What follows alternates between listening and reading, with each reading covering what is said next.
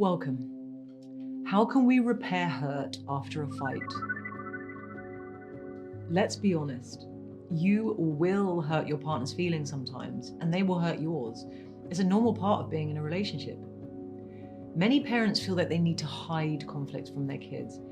But regardless of whether or not you and your partner try to hide arguments from your baby or the kids, they will always be able to sense tensions between you.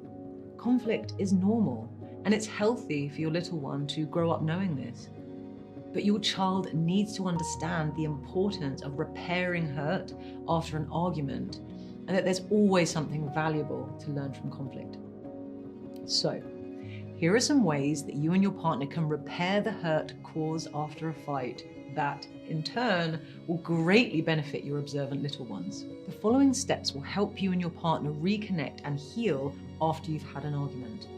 Number 1, take space. When you and your partner are particularly triggered, neither of you is in a reasonable or rational state. When your emotions are heightened, it's hard, if not impossible, to see things clearly. Take some space to breathe and regulate yourself so you can come back to calm and rational thinking.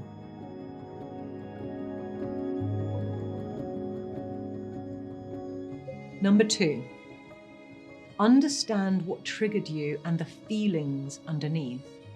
Get clear on the situation that triggered you and how you feel about it.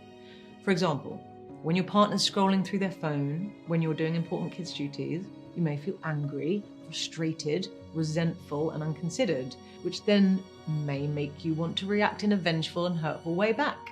Understanding the emotions underneath your triggers will help you take ownership of your response.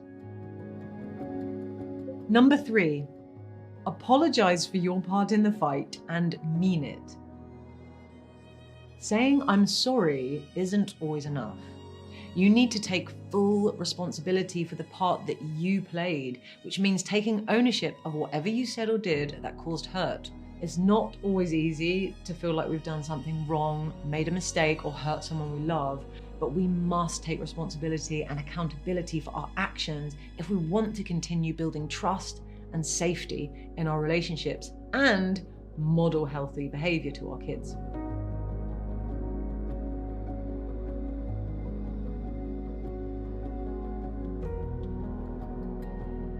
Number 4, echo your partner. All everyone wants is to be seen, heard, and loved. When your partner expresses how you made them feel, really hear them and try to understand their inner world. Repeat back to them what you hear them say.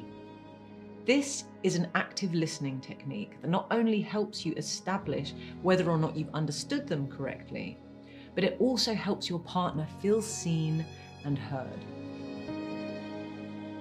Number 5, make a request and be specific. During conflict, there's often an expectation for one partner to just know what the other partner wants and needs. But none of us are mind readers.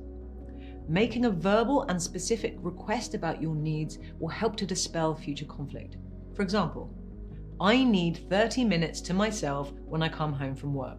Or, "When I'm putting the kids to bed, I'd really like your help." Then you can negotiate and figure out a compromise that works for both of you. Before you make amends, make sure that both you and your partner have the capacity to talk calmly with one another.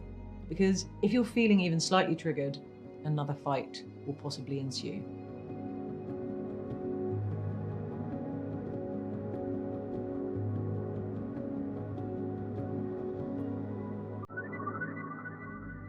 So, to recap, the first thing to do after a big heated argument is to take space to cool down. Identify what the emotions are underneath your heightened reaction. Take ownership of your part in the fight and apologize. Echo what your partner expresses to make sure you've understood them correctly. And make a request for change moving forward.